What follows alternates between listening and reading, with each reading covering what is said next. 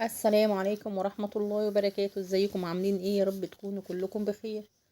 هنعمل مع بعض النهاردة طريقة سهلة للسمك الصينية او صيادية السمك. معايا كده سمك مكاريل، انا معايا سمكتين، انا قطعت السمكة كده 3 قطع وحطيت جنب منهم كام وحدة بطاطس كده. بصوا ما شاء الله، البطاطس بتدي طعم حلو قوي قوي في صينية السمك دي. انا ما كنتش بعملها يعني، ولما جربتها عجبتني جدا والله. ويعني البطاطس بتتاكل اكتر من السمك، طعمها حلو قوي مع البصل بقى والليمون والخل والثوم. بصوا ما شاء الله.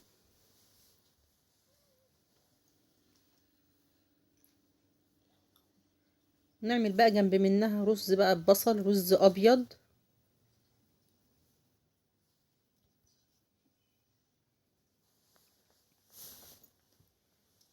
وبالهنا والشفا يا رب للي كان. بصوا الصينيه احنا حطيناها في الفرن، كانت لسه طالعه من الفرن، شكلها حلو قوي. يا رب لو كملتوا الفيديو معايا ما تنسونيش في اللايك. وبشكر جدا جدا جدا الاصدقاء الجدد اللي دخلوا معانا وعلى الكومنتات وكلامهم الجميل.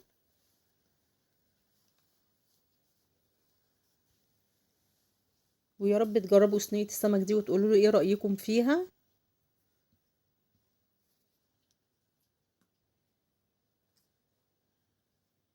انا عملت جنبيها رز ابيض، بس انا مصورتش الرز جنبيها، طبعا احنا عملناه قبل كده مع بعض.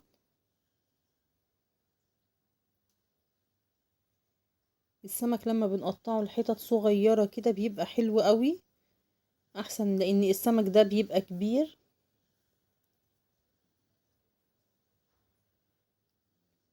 يلا نسمي الله كده بقى ونشوف الطريقة معانا. معايا كده 3 أو 4 بطاطسات كبار. طبعا الكمية اللي انت عايزة تحطيها بقى انت بتنزلي بيها. الصينية بتاعتي كده مش مدهونة اي مادة دهنية، ما فيهاش اي حاجة. معايا كده طماطم متقطعة كده حلقات.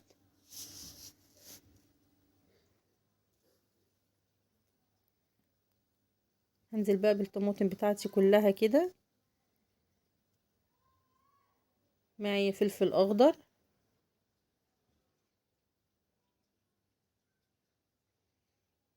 طبعا الكمية اللي انت عايزاها، عايزة تضاعفي الكمية اعمليها براحتك. الفلفل احنا مقطعينه حلقات، مقطعينه التقطيع اللي انت عايزاه، عايزة تقطعيه يعني قطع صغيرة. معايا كده فصين توم كبار انا فرماهم.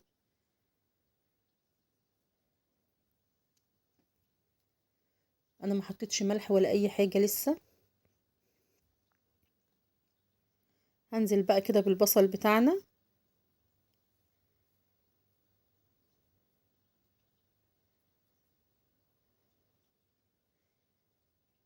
انا كنت عاملاها ببصلتين كبار، بصل بيديها طعم حلو قوي.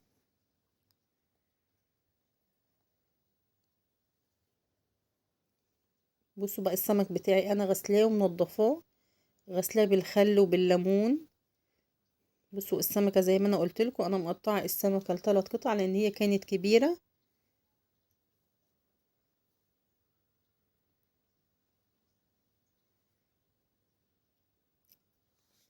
هنزل بقى بقية الطماطم اللي عندنا والبصل.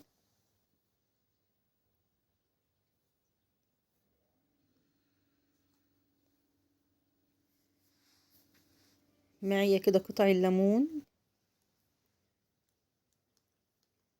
الليمون لما احنا بنحطه بقشره كده مع السمك لا مش بيمرر خالص، بيدي طعم حلو قوي. هنزل بقى بالفلفل الاخضر اللي معانا. ما ننساش نصلي على رسول الله، اللهم صل وسلم وبارك عليه.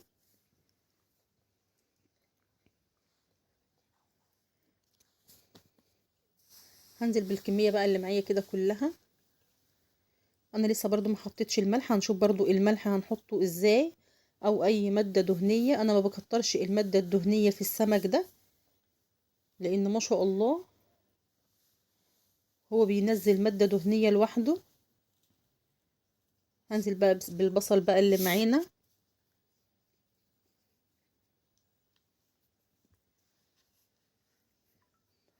اللي مش عايز برضو يعمله ببصل كتير كده تمام براحته.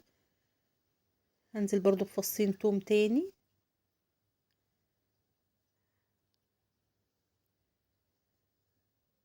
التوابل بقى اللي انا هحطها له ايه،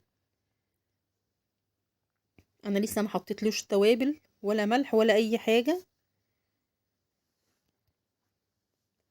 معايا كده فلفل اسمر، بهارات سمك، ربع معلقه بابريكا، ربع معلقه شطه، ومعلقه الملح. معايا هنا ربع كوبايه خل، ربع كوبايه، وربع كوبايه زيت، وكوبايه ميه. هنزل كده بالتوابل بتاعتي كلها وهقلبها مع بعضيها.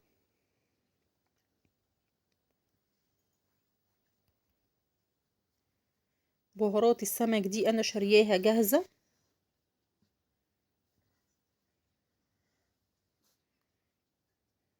هدوب بقى ايه التوابل بقى بتاعتي دي كده في الزيت والخل والميه، وهنزل بيها بقى كده على السمك، وهسويه على نار هاديه هعلي النار في الاول، وبعد كده هوطي النار خالص عشان ما يتحرقش مني. عامه اي حاجه نسويها الاول على نار هاديه وبعد كده نهدي النار خالص، بتبقى التسويه جميله جدا. انا نزلت بقى بنص كوبايه الميه الباقيه.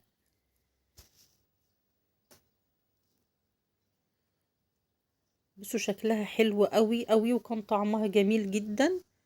والله يا ريت تجربوها.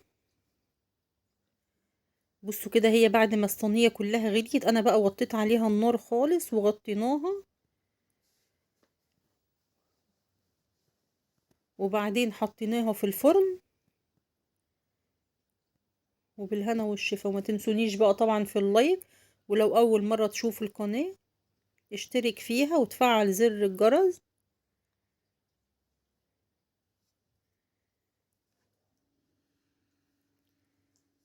بصوا الصينية كان شكلها حلو قوي وطعمها والله جميل جدا. ممكن اعمل جنبيها رز ابيض، رز ببصل.